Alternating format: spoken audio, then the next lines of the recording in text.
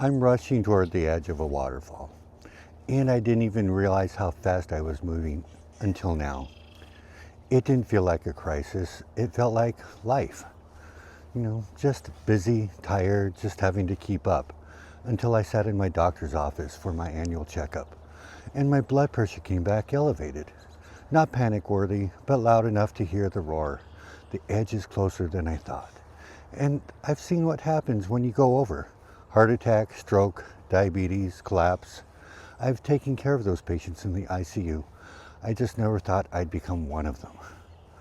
My prostatectomy was December 27th of last year, but the decline started way before that, before the cancer, before surgery. It started the day I stopped moving, stopped tracking, stopped giving a damn. I told myself I was too busy, that this was all part of recovery, that a few extra pounds didn't matter. Then a few became 20. Now I'm up 30 and out of breath just walking on flat ground, talking to you. That's not age, that's erosion, and it doesn't stop on its own.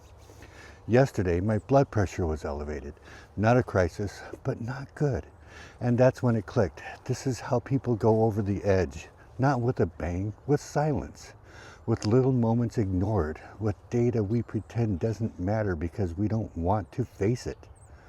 But I've been in the ICU. I've seen what happens when you don't catch it in time. I've worked codes on men who had this exact same warning and thought they had more time. This wasn't a scare. This was my body giving me one last chance to turn the boat. Because once you're in the current, you don't get to swim your way out. You either pivot or you plummet. I've run marathons. Now I need to sit after carrying groceries inside. I used to be strong, focused, clear. Now I'm foggy, inflamed, tired before noon. And I know what you're thinking, but you're Doc Strong. Exactly. I know what to do. But when the shame starts piling up, you stop reaching for solutions. You start hiding in the busyness. You start telling yourself you'll fix it when things calm down. But here's the thing, they never do. And then you're 30 pounds heavier with elevated blood pressure and wondering when you stopped recognizing yourself.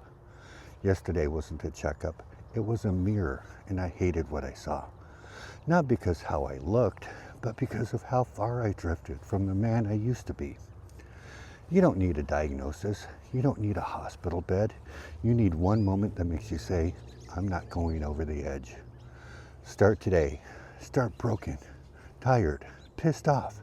Start with water before every meal. Start with protein. Start with a 10-minute walk. Start by tracking your weight, your blood pressure, your sleep. Not to judge, to witness, to stop lying to yourself.